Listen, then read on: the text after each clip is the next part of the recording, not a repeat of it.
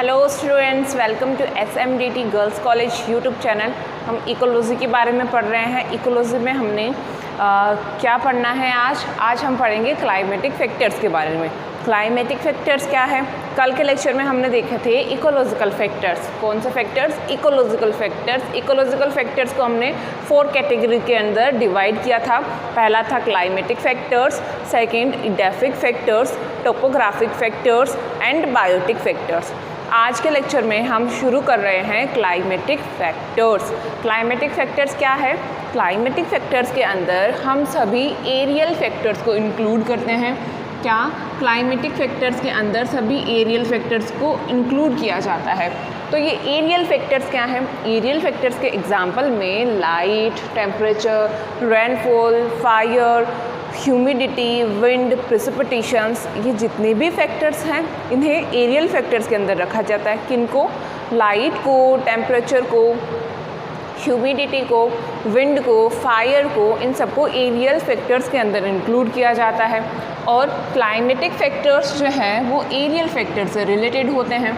तो क्या कहना चाह रहे हैं हम कहना ये चाह रहे हैं कि क्लाइमेटिक फैक्टर्स के अंदर हम लाइट के बारे में पढ़ेंगे कि लाइट जो है वो पर्टिकुलर ऑर्गेनिजम्स को कैसे इफ़ेक्ट करती है। लाइट का उसकी ग्रोथ पे, उसके फिजियोलॉजिकल प्रोसेस पे क्या इफ़ेक्ट आ रहा है, इसके बारे में पढ़ेंगे। लाइट के साथ साथ में हम पढ़ेंगे टेम्परेचर के बारे में, रेनफॉल के बारे में, किसी पर्टिकुलर एरिया में कितनी बारिश हो रही है और जितनी मात्रा में बारिश हुई है वो वहाँ पे प्रेजेंट जितने भी ऑर्गेनिजम्स हैं, जैसे कि अलग अलग स्पीसीज़ के प्लांट्स हैं, उन पर किस तरह से इफ़ेक्ट डाल रही है, इनकी स्टडी हम क्लाइमेटिक फैक्टर्स के अंदर करते हैं। फायर की, विंड की, उनमें 3 इंपॉर्टेंट क्लाइमेटिक फैक्टर्स हैं। 3 इंपॉर्टेंट क्लाइमेटिक फैक्टर्स कौन कौन से हैं? पहला लाइट, सेकंड टेम्परेचर और रेनफॉल। फायर एंड विंड भी क्लाइमेटिक फैक्टर्स के अंदर इंक्लूड किया जा रहा है, लेकिन इनका बहुत ज़्यादा इम्पोर्टेंस नहीं है। मेनली 3 क्लाइमेटिक फैक्टर्स का इफ़ेक्ट ज़्यादा देखने को मिलेगा कि लाइट का इफ़ेक्ट क्या है, टेम्परेचर का क्या है और रेनफॉल का क्या है। ये सब है क्या? ये सब एरियल फैक्टर्स हैं। कौन कौन से? Light, temperature, rainfall, humidity, precipitation, fire, wind etcetera. तो आज क्लाइमेट के साथ साथ में हम यहाँ पे एक और टर्म के बारे में डिस्कस करेंगे। क्लाइमेट क्या है और वेदर क्या है। क्लाइमेट और वेदर, हमने दोनों टर्म्स के बारे में सुना है। क्लाइमेट और वेदर है क्या? इनमें डिफरेंस क्या है? क्लाइमेट और वेदर जो है वो दोनों ही एरियल फैक्टर्स पे डिपेंड करते हैं। उन दोनों को ही एरियल फैक्टर्स के थ्रू हम समझ सकते हैं। तो दोनों जब एरियल फैक्टर से ही रिलेटेड हैं तो 2 अलग अलग टर्म क्यों दिए गए? क्यों केवल क्लाइमेट नहीं कह रहे हैं या फिर क्यों केवल वेदर नहीं कह रहे हैं? क्योंकि क्लाइमेट और वेदर में मेन डिफरेंस ये है कि क्लाइमेट जो है वो एक बड़ा टर्म है और बड़ी प्रोसेस है, जबकि वेदर जो है एक छोटा टर्म है। कैसे छोटा टर्म है? क्लाइमेट के अंदर हम लॉन्ग ड्यूरेशन के इन सब लॉन्ग ड्यूरेशंस तक ये जो एरियल फैक्टर्स हमने देखे हैं उनका क्या प्रभाव रह रहा है उसके बारे में पढ़ेंगे, जबकि वेदर के अंदर हम एक शॉर्ट पीरियड टाइम के लिए इन सब एरियल फैक्टर्स का क्या इफ़ेक्ट है इसके बारे में डिस्कस करते हैं। हमें तो नहीं समझ में आया ये क्लाइमेट क्या है और वेदर क्या है। मैं बस सिंपली ये कहना चाहती हूँ, जैसे कि एग्जाम्पल से समझेंगे। कोई हमसे राजस्थान के क्लाइमेट के बारे में पूछे, जैसे कि हम एग्जाम्पल लेते हैं राजस्थान का। राजस्थान का क्लाइमेट कैसा है? हमसे पूछा गया है कि राजस्थान का क्लाइमेट है कैसा, तो हम क्या कहेंगे? राजस्थान का क्लाइमेट जो है वो हॉट एंड ड्राई है, आर्द्र एंड शुष्क है। तो हॉट एंड ड्राई मतलब यहाँ पे टेम्परेचर हाई रहता है और ड्राई एरिया है। जीरोफिटिक प्लांट्स की कैटेगरी यहाँ पे प्रेजेंट होती है, रेगिस्तानी इलाका है। और अगर वेदर की बात करें हम राजस्थान का, या आज का वेदर कैसा है, अभी रेनी सीज़न चल रही है तो क्या कहेंगे? बारिश हो रही है। ठीक है, आई होप आप लोग समझ पा रहे होंगे। यदि हम राजस्थान की बात करें तो यहाँ पे कहेंगे कि क्लाइमेट कैसा है। क्लाइमेट के बारे में पूछा तो हम कहेंगे हॉट एंड ड्राई क्लाइमेट है। मेनली राजस्थान में कैसी कंडीशंस रहती है? हॉट एंड ड्राई कंडीशन रहती है। हमने कहा क्लाइमेट बड़ा टर्म है, लॉन्ग पीरियड तक रहता है, तो क्लाइमेट क्या हुआ, राजस्थान का क्लाइमेट हॉट एंड ड्राई कहा हमने। जबकि वेदर, आज का वेदर कैसा है, आज का वेदर कैसा है ऐसे पूछेंगे, जैसे अभी बाहर की तरफ बारिश हो रही है तो हम कहेंगे कि बारिश हो रही है। यदि कभी धूप तेज़ है तो हम कहेंगे बाहर धूप तेज़ है। सर्दी है तो हम कहेंगे बाहर बहुत ठंडी है।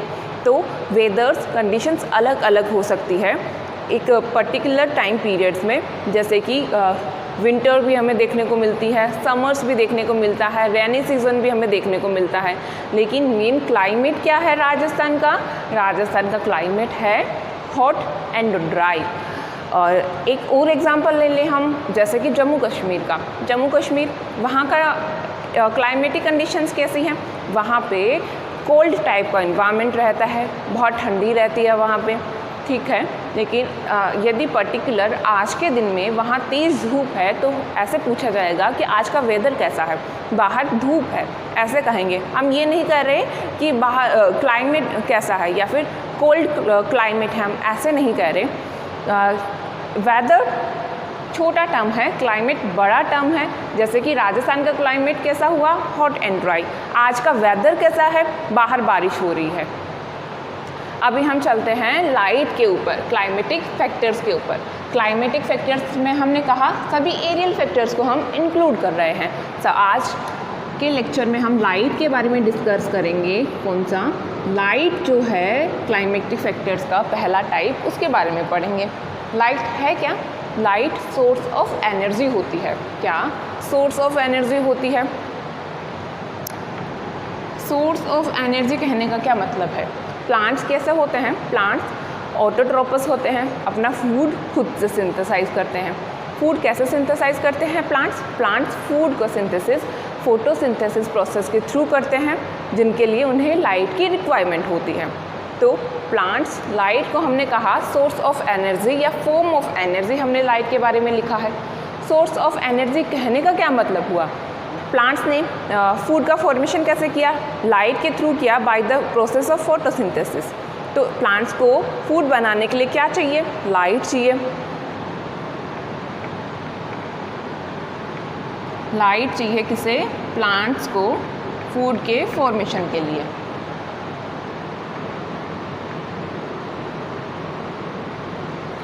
और हम लोगों को हर्बीवोर्स जो होते हैं उन्हें फूड कहाँ से मिल रहा है, उन्हें एनर्जी कहाँ से मिल रही है?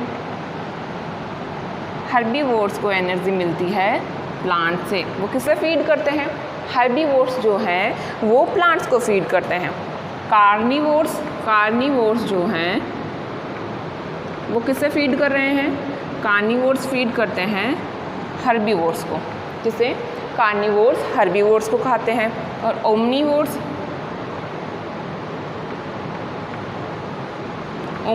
कार्निवोर्स को भी फीड करते हैं, प्लांट से भी फूड को लेते हैं और हर्बीवोर्स से भी फूड को ले रहे हैं। तो हम बेसिकली इस डायग्राम से कहना क्या चाहते हैं? हम ये कहना चाह रहे हैं कि प्लांट को फूड के फॉर्मेशन के लिए लाइट की ज़रूरत थी, ठीक है, प्लांट को चाहिए लाइट, लेकिन अदर ऑर्गेनिजम्स को भी लाइट की ज़रूरत होती है अपनी ग्रोथ के लिए। कैसे? उन्हें भी एनर्जी लाइट के थ्रू ही मिल रही है। हर्बीवोर्स फूड ले रहे हैं प्लांट से, कार्निवोर्स और ओमनीवोर्स फूड ले रहे हैं हर्बीवोर्स से। तो इनडायरेक्टली कार्निवोर्स, ओमनीवोर्स और हर्बीवोर्स भी लाइट पे डिपेंड कर रहे हैं। इन्हें भी एनर्जी के फॉर्म में लाइट चाहिए, जो प्लांट्स एनर्जी लाइट को कंज्यूम करेंगे और उससे फोटोसिंथेसिस के थ्रू फूड का फॉर्मेशन करेंगे। हर्बीवोर्स, ओमनीवोर्स और कार्निवोर्स एक दूसरे से रिलेटेड हैं। वो हर्बीवोर्स प्लांट से फूड को ले रहे हैं। तो हर एक ऑर्गेनिज्म के लिए लाइट जो होती है वो ज़रूरी होती है। लाइट के बेसिस पे प्लांट्स को दो कैटेगरी के अंदर डिवाइड किया जा सकता है। कैसे प्लांट्स? लाइट के आधार पर प्लांट्स को दो कैटेगरी में डिवाइड किया जा सकता है, हेलियोफाइट्स एंड सियोफाइट्स। हेलियोफाइट्स प्लांट्स कौन से होते हैं? हेलियोफाइट प्लांट्स वो होते हैं, लाइट लविंग प्लांट्स को हेलियोफाइट प्लांट्स कहा जाता है। लाइट लविंग प्लांट्स को कहने का क्या मतलब है? इन्हें अपनी ग्रोथ पीरियड के अंदर लाइट की ज़्यादा ज़रूरत होती है। इन्हें ये लाइट के ऊपर डिपेंड कर रहे हैं ग्रोथ के लिए। ये लाइट लविंग प्लांट्स है। मैक्सिमम लाइट चाहिए इन्हें ग्रोथ के लिए। और सीओफाइट्स क्या होते हैं? सीओफाइट्स जो होते हैं उन्हें शेड लविंग प्लांट्स या फिर लाइट नॉन लविंग प्लांट्स कहा जाता है। शेड लविंग प्लांट्स कहने का क्या मतलब है? इन्हें अपनी ग्रोथ के लिए लाइट की ज़्यादा ज़रूरत नहीं होती है। ये कम लाइट कंडीशंस में ही अच्छे से ग्रो कर लेते हैं। जबकि हेलियोफाइट्स जो होंगे वो लाइट लविंग प्लांट्स होते हैं। उन्हें ईज़िली वेल ग्रो करने के लिए उन्हें लाइट की ज़रूरत होती है। जबकि सीओफाइट्स लाइट नॉन लविंग प्लांट्स होते हैं, वो कम लाइट कंडीशंस में ही अच्छे से ग्रो कर पाते हैं। अभी हम देखेंगे कि लाइट का प्लांट्स की लाइफ में इम्पोर्टेंस क्या है। Why light is important for the plant life के लिए लाइट इम्पोर्टेंट क्यों है? यहाँ पे हमने कुछ पॉइंट्स लिखे हैं। पहला पॉइंट है क्लोरोफिल डेवलपमेंट के लिए। लाइट जो है वो क्लोरोफिल डेवलपमेंट के लिए यूज़फुल होती है प्लांट्स में। कैसे? लाइट की प्रेजेंस में प्लांट्स जो है वो क्लोरोफिल का फॉर्मेशन करते हैं। उनमें क्लोरोफिल का प्रोडक्शन या क्लोरोफिल जो बनता है वो लाइट की प्रेजेंस में बनता है। यदि एक पर्टिकुलर प्लांट को हम डार्क एरिया में ग्रो करें जहाँ पे लाइट नहीं है तो वो कलरलेस प्लांट होगा और उनके अंदर क्लोरोफिल पिगमेंट बहुत कम बनेंगे, जिससे कि उनमें ग्रीनिश पार्ट या प्लांट्स में जो ग्रीन कलर आ रहा है वो किसकी वजह से आता है? क्लोरोफिल की वजह से आता है। और ये क्लोरोफिल बनता कैसे है? क्लोरोफिल लाइट की प्रेजेंस में बनता है, लाइट के थ्रू इनका फॉर्मेशन हो रहा है। यदि हमने कंडीशन ली कि एक प्लांट को हमने डार्क एरिया के अंदर ग्रो किया है, यदि हमने प्लांट को डार्क में ग्रो किया तो होगा क्या? यदि ये सीड जो है वो जर्मिनेट हुआ तो इसके अंदर क्या होगा? इनके अंदर क्लोरोफिल पिगमेंट बहुत कम होंगे। इनमें ये ग्रीन नहीं होगा, इनमें क्लोरोफिल पिगमेंट बहुत कम होगा या तो बहुत लाइट ग्रीन होगा क्योंकि क्लोरोफिल पिगमेंट नहीं है। और ऊपर हमने इतनी कहानी पढ़ी है कि लाइट जो होती है फोटोसिंथेसिस प्लांट्स में फोटोसिंथेसिस करवा के फूड का फॉर्मेशन कर रही है। तो क्लोरोफिल चाहिए किसके लिए? फोटोसिंथेसिस के थ्रू फूड फॉर्मेशन के लिए। बन कैसे रहा है? लाइट की प्रेजेंस में बन रहा है। इनका डेवलपमेंट कैसे हो रहा है? लाइट के प्रेजेंस में। एक कंडीशन हमने ली कि डार्क कंडीशन में डार्क एरिया के अंदर प्लांट को ग्रो किया तो क्या होगा? क्लोरोफिल पिगमेंट नहीं बनेगा, उसमें बनेगा तो बहुत कम मात्रा में बनेगा। तो फ़र्क क्या पड़ रहा है? फूड कैसे बनाएगा वो पौधा जिसे हमने डार्क एरिया में उगाया है, वो पौधा फूड कैसे बनाएगा? क्यों नहीं बना पा रहा फूड? क्योंकि उसके पास में ना तो लाइट है ना क्लोरोफिल नहीं है। तो करेगा क्या? फोटोसिंथेसिस नहीं होगी। फोटोसिंथेसिस होती क्या है?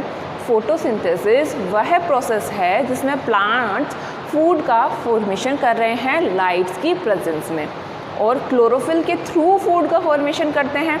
इसलिए यहाँ पे क्लोरोफिल होना बहुत ज़रूरी है। इस प्लांट के पास में क्लोरोफिल नहीं है। क्लोरोफिल नहीं तो लाइट को एब्जॉर्व नहीं कर पाएगा ये, और फूड का फॉर्मेशन भी नहीं कर पाएगा। इसलिए हमने यहाँ पे ये पॉइंट लिखा है कि क्लोरोफिल के डेवलपमेंट में प्लांट लाइट जो है वो यूज़फुल होती है, उसके थ्रू क्लोरोफिल का डेवलपमेंट होता है। सेकंड हमने पॉइंट में लिखा है ट्रांसपायरेशन। भैया ये ट्रांसपायरेशन क्या है? ट्रांसपायरेशन को हिंदी में वाष्पोत्सर्जन कहते हैं। वाष्पोत्सर्जन होता क्या है? ट्रांसपायरेशन वह प्रोसेस है जिसमें लीफ की सरफेस से वाटर का लॉस हो रहा है। कैसा क्या? लीफ की सरफेस से वाटर का लॉस हो रहा है इन्वायरमेंट में। किस फॉर्म में वाटर निकल रहा है? वाष्प की फॉर्म में या वेपर्स की फॉर्म में बाहर की तरफ वाटर का लॉस होता है। ये प्रोसेस ही ट्रांसपायरेशन कहलाती है। तो हमने यहाँ पे से क्यों मेंशन किया है? लाइट ट्रांसपायरेशन को यहाँ पे लिखने का रीज़न ये है क्योंकि ये लाइट पे डिपेंड करती है। कैसे? लाइट है, यदि लाइट की वेलोसिटी ज़्यादा है तो क्या होगा? उस पर्टिकुलर एरिया का टेम्परेचर भी ज़्यादा हो जाएगा। टेम्परेचर ज़्यादा होने से क्या मतलब है? किसी एरिया का टेम्परेचर ज़्यादा हुआ तो वहाँ पे प्रेजेंट प्लांट्स में ट्रांसपायरेशन की रेट भी इंक्रीज़ हो जाएगी। क्या कहा है मैंने? मैं कहना चाहती हूँ लाइट की वेलोसिटी ज़्यादा, लाइट वेलोसिटी इंक्रीज़ हुई, ठीक है, लाइट की वेलोसिटी इंक्रीज़ हो गई तो उससे क्या फ़र्क पड़ा? उससे हुआ ये कि लाइट की वेलोसिटी इंक्रीज़ होने की वजह से उस एरिया का टेम्परेचर भी बढ़ गया। क्या? टेम्परेचर भी इंक्रीज़ हो गया। टेम्परेचर इंक्रीज़ होने से क्या फ़र्क पड़ता है? टेम्परेचर इंक्रीज़ होने से हुआ ये कि प्लांट्स के अंदर जो है वो ट्रांसपायरेशन की रेट इंक्रीज़ हो गई।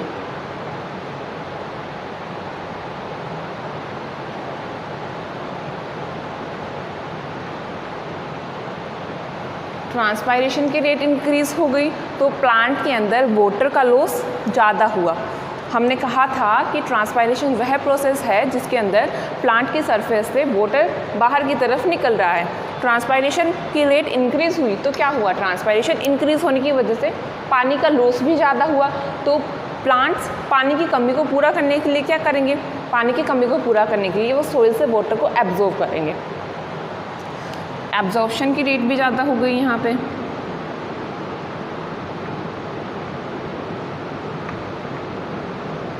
किसकी? प्लांट ने लाइट इंक्रीज़ हुई, लाइट की वजह से टेम्परेचर बढ़ा। टेम्परेचर बढ़ने से क्या फ़र्क पड़ा? टेम्परेचर बढ़ गया तो हुआ ये कि ट्रांसपायरेशन की रेट जो थी वो इंक्रीज़ हो गई। ट्रांसपायरेशन रेट इंक्रीज़ हो गई तो प्लांट के अंदर पानी की कमी होगी। पानी की कमी को पूरा करने के लिए पौधा जो है वो जड़ से पानी को अवशोषित करेगा। उसने पानी को अवशोषित किया। ज़्यादा पानी अवशोषित करना पड़ रहा है, क्यों? क्योंकि पानी बाहर की तरफ ज़्यादा निकल रहा है। तो ये कंडीशंस किस क्लाइमेट को दर्शा रही है? ये ड्राई क्लाइमेट के बारे में दर्शाती है। क्यों? क्योंकि राजस्थान का एग्जाम्पल लिया था हमने, तो उसके बारे में हमने कहा हॉट एंड ड्राई इन्वायरमेंट होता, क्लाइमेट होता है वहाँ का। क्यों होता है? क्योंकि टेम्परेचर कंडीशंस वहाँ की ज़्यादा होती है, वहाँ का टेम्परेचर हाई होता है, मिट्टी के अंदर पानी की कमी होती है। तो ये लाइट की बढ़ने से टेम्परेचर बढ़ा। टेम्परेचर इंक्रीज़ हुआ तो ट्रांसपायरेशन की रेट इंक्रीज़ हुई। प्लांट्स को वाटर सोइल से ज़्यादा एब्जॉर्ब करना पड़ रहा है। ये किस कंडीशन को दर्शाता है? ये ड्राई क्लाइमेटिक कंडीशंस को दर्शाती है। ये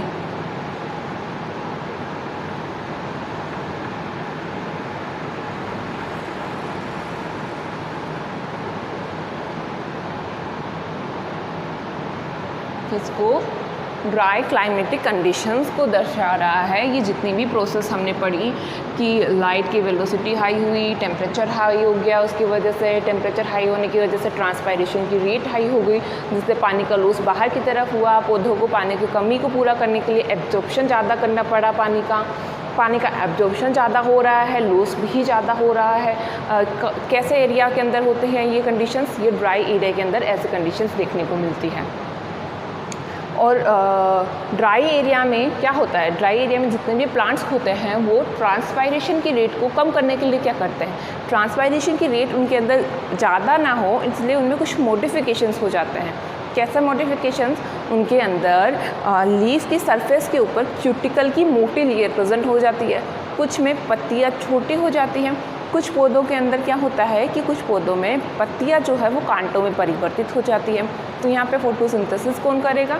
इनके अंदर स्टेम जो है फिर वो सकुलेंट हो जाएगा, स्टेम फोटोसिंथेसिस का फंक्शन करने लगेगा।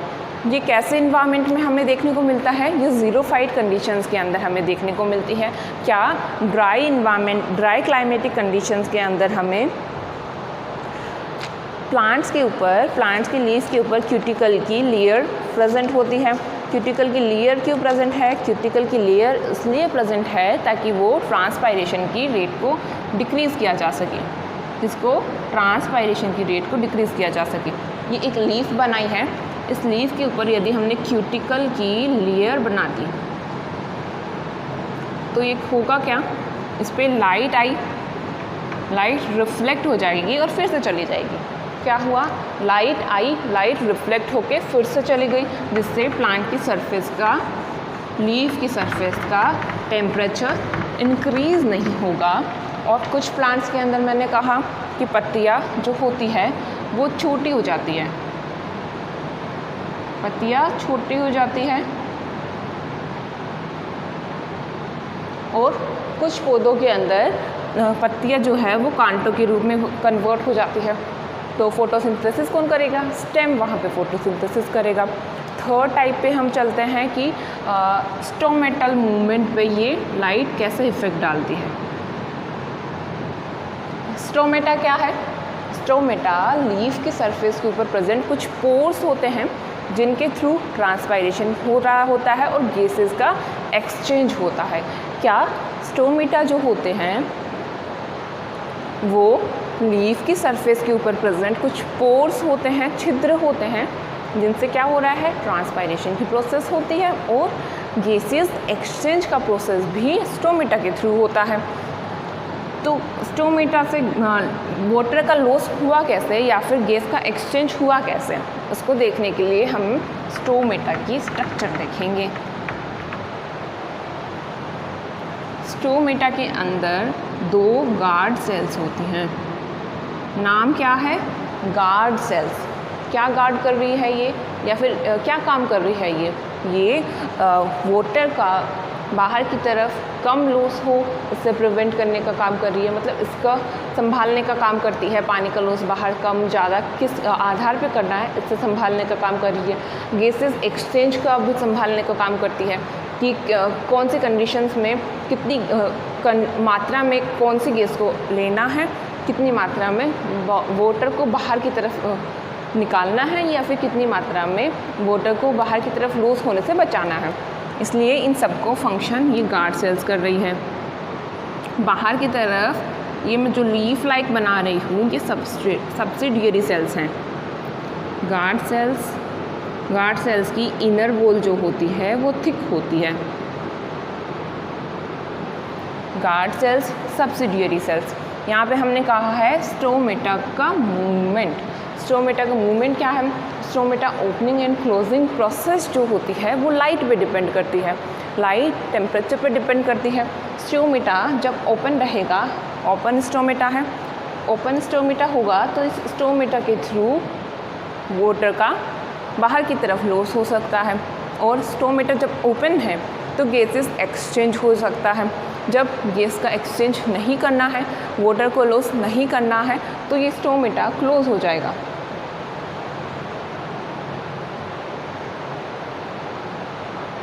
लाइट जो होती है इन स्टोमेटल मूवमेंट पे, स्टोमेटा के क्लोजिंग पे, ओपनिंग पे इफ़ेक्ट डाल रही है। इसलिए इस थर्ड पॉइंट को भी हमने यहाँ पे मेंशन किया। कौन कौन से फिजियोलॉजिकल प्रोसेस पे लाइट ने इफ़ेक्ट डाला। लाइट जो होती है प्लांट की फिजियोलॉजिकल प्रोसेस पे प्रभावित करती है। ये फिजियोलॉजिकल प्रोसेस क्या होते हैं, आप प्लांट फिजियोलॉजी में पढ़ेंगे, फोटोसिंथेसिस के बारे में, रेस्पायरेशन के बारे में, ट्रांसपायरेशन के बारे में। फोटोसिंथेसिस, ट्रांसपायरेशन, रेस्पायरेशन, इन सब के लिए लाइट जो है वो बहुत ज़रूरी है। यहाँ पे लाइट कंडीशंस के बारे में हम पढ़ रहे हैं, तो जितनी भी प्रोसेस में लाइट ज़रूरी है वो उन सब पे इफ़ेक्ट डालेगी। इसलिए यहाँ पे हमने कहा कि स्टोमेटा की ओपनिंग एंड क्लोजिंग पे लाइट जो है वो इफ़ेक्ट डालती है।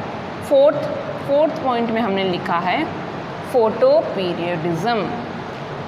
क्या लिखा है, फोटो पीरियडिज्म। ये फोटो पीरियडिज्म होता क्या है, फोटो से हम क्या मीनिंग समझते हैं, फोटोन्स, लाइट। फोटो का क्या मीनिंग है, फोटो का मीनिंग है लाइट।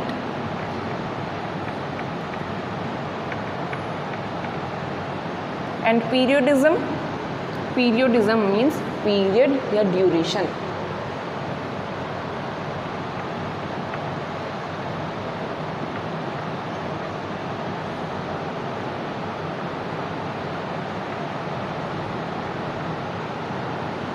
ठीक है, टर्म का मीनिंग तो हमने समझ लिया। Photo means light, periodism means period या ड्यूरेशन। लेकिन यहाँ पे हमने क्यों लिखा, इसका डेफिनेशन क्या है, फोटो पीरियडिज्म होता क्या है।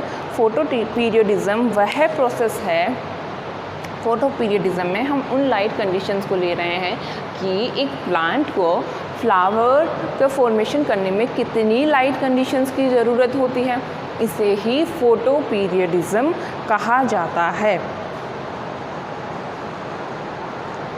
क्या होता है फोटो पीरियडिज्म, फोटो पीरियडिज्म में मैंने कहा कि एक प्लांट को फोटो पीरियडिज्म, एक प्लांट को फ्लावर्स के, एक प्लांट को फ्लावर्स के फॉर्मेशन के टाइम पे या फ्लावरिंग स्टेज में जाने के लिए कितनी लाइट कंडीशंस की ज़रूरत है, इसे ही फोटो पीरियडिज्म कहा गया। किसे, एक प्लांट को कितनी लाइट प्रोवाइड करवानी पड़ेगी कि वह उसमें फ्लावरिंग स्टेज आ जाए। क्या, एक पर्टिकुलर प्लांट को कितनी लाइट दें, कितनी लाइट कंडीशंस प्रोवाइड करें कि उसमें फ्लावरिंग स्टेज का फॉर्मेशन हो जाए। इसे ही फोटो पीरियडिज्म कहते हैं। फोटो पीरियडिज्म के आधार पर प्लांट्स को 3 टाइप्स में डिवाइड किया जा सकता है। पहला टाइप है short day plants, long day plants, day neutral plants. Short day plants से क्या समझ रहे हैं? टर्म से हमें समझ में आ रहा है शॉर्ट डे प्लांट्स मतलब इन्हें कम लाइट की ज़रूरत है। क्या, इन्हें कम लाइट कंडीशंस की ज़रूरत है, इन्हें शॉर्ट डे प्लांट्स कहा। जैसे कि धतूरा, टोबैको इसका एग्जाम्पल है। शॉर्ट डे प्लांट, उसके नाम से हमें पता चल रहा है शॉर्ट डे प्लांट के नाम से कि इन्हें कम लाइट की ज़रूरत होगी फ्लावरिंग स्टेज तक जाने के लिए। क्या, they need short period of light for flowering. They need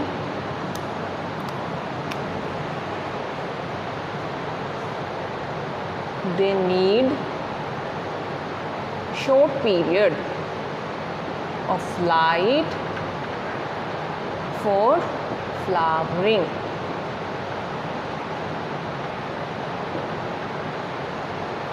short period light की ज़रूरत है। लॉन्ग डे प्लांट मतलब इन्हें फ्लावरिंग स्टेज तक पहुंचने के लिए लाइट पीरियड ज़्यादा चाहिए। इन्हें 14 से 16 घंटे की लाइट चाहिए होती है, जबकि इन्हें 4 से 8 घंटे की लाइट पीरियड। और डे न्यूट्रिएंट प्लांट्स का क्या मतलब है? डे न्यूट्रिएंट प्लांट्स उन प्लांट्स के बारे में कहा गया है जो कि शॉर्ट पीरियड लाइट में भी इजीली ग्रो हो रहे हैं। उनमें शॉर्ट पीरियड टाइम लाइट भी और लॉन्ग पीरियड लाइट भी, उन्हें फ़र्क ही नहीं पड़ रहा कि कौन से टाइप की लाइट है। उनमें फ्लावरिंग स्टेज वो दोनों पे ही इजीली ग्रो दोनों कंडीशंस में ही उनमें फ्लावरिंग स्टेज इजीली आ जाती है।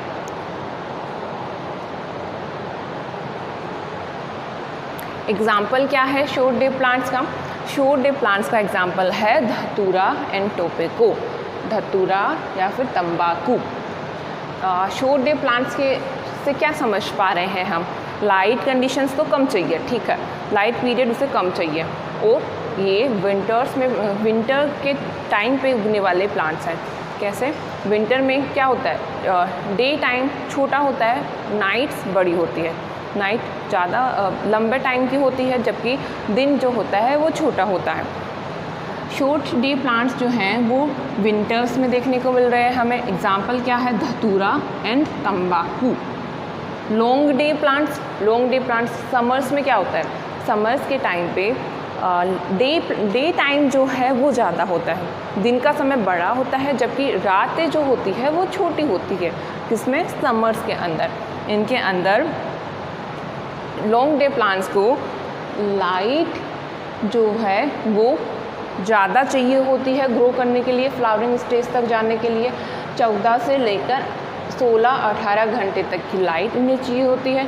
डे न्यूट्रिएंट प्लांट्स कौन से होते हैं? डे न्यूट्रिएंट प्लांट्स के अंदर उन प्लांट्स को इंक्लूड किया जा रहा है जो दोनों कंडीशंस में इजीली ग्रो कर पा रहे हैं। लाइट कंडीशन कम है तब भी इजीली वो फ्लावरिंग स्टेज तक पहुँच जाते हैं, और लाइट कंडीशंस ज़्यादा है तो भी उनमें फ्लावरिंग स्टेज देखने को मिल रही है। डे न्यूट्रिएंट प्लांट्स के एग्जांपल्स क्या हैं? Tomato and potato. क्या? Tomato and potato. Long day के क्या एग्जांपल्स थे? वीट, बार्ले, हिबिस्कस, गुड़हल, ओट एक्सेट्रा। क्या देखा है आज हमने पढ़ा है कि लाइट जो होती है वो कैसे प्लांट्स के ऊपर इफ़ेक्ट डाल रही है। हमने कहा लाइट प्लांट की फिजियोलॉजिकल प्रोसेस पे इफ़ेक्ट डालती है। कौन कौन से फिजियोलॉजिकल प्रोसेस पे इफ़ेक्ट डाल रही है ये? क्लोरोफिल के डेवलपमेंट में। यदि कोई प्लांट लाइट कंडीशंस में प्रेजेंट है, लाइट में ग्रो कर रहा है, तो उनमें क्लोरोफिल का डेवलपमेंट ईजी हो रहा है। जबकि यदि कोई प्लांट जो है वो उसे डार्क में ग्रो करवाया जाए तो क्या होगा? अगर हमें उसे डार्क में ग्रो करवा रहे हैं तो उसके अंदर क्लोरोफिल पिगमेंट जो होंगे बहुत कम बनेंगे, वो कलरलेस प्लांट होगा। फिर हमने देखा ट्रांसपायरेशन की प्रोसेस पे। ट्रांसपायरेशन क्या था? वाटर का लॉस हो रहा था इन्वायरमेंट में। ट्रांसपायरेशन को भी ये इफ़ेक्ट करता है। कैसे? टेम्परेचर हाई हो गया तो लाइट की वेलोसिटी हाई तो टेम्परेचर हाई, टेम्परेचर हाई होने से वजह से हुआ क्या? ट्रांसपायरेशन की रेट इंक्रीज़ हो गई। फिर हमने देखा स्टोमेटा के मूवमेंट पे ये असर डाल रहा है। स्टोमेटा का मूवमेंट जो है वो भी लाइट की वजह से इफ़ेक्टेड होता है। फोटोपीरियडिज्म था क्या? एक प्लांट के अंदर फ्लावरिंग स्टेज में जाने के लिए उसको कितनी लाइट की कंडीशंस चाहिए है, उसे ही हमने फोटोपीरियडिज्म कहा। उसके आधार पर हमने 3 टाइप्स में प्लांट्स को डिवाइड किया। शॉर्ट डे प्लांट, नाम से ही पता चल रहा है शॉर्ट लाइट कंडीशंस की इनको ज़रूरत होती है। Long day plants, long light conditions इन्हें चाहिए होता है, लॉन्ग लाइट पीरियड चाहिए होता है। डे न्यूट्रिएंट्स प्लांट्स, ये दोनों कंडीशंस में ईजिली ग्रो कर पा रहे हैं। हमने लाइट के आधार पर प्लांट्स को 2 टाइप में डिवाइड किया था, हेलियोफाइट्स एंड सियोफाइट्स। हेलियोफाइट्स क्या थे? लाइट लविंग प्लांट्स थे। सियोफाइट्स कौन थे? शेड लविंग प्लांट्स थे। आई होप आप लोगों को आज का लेक्चर समझ में आया होगा। वीडियो को ध्यान से देखना, अगर उसमें कुछ कन्फ्यूजन हो तो मुझसे शेयर करना। Have a good day students.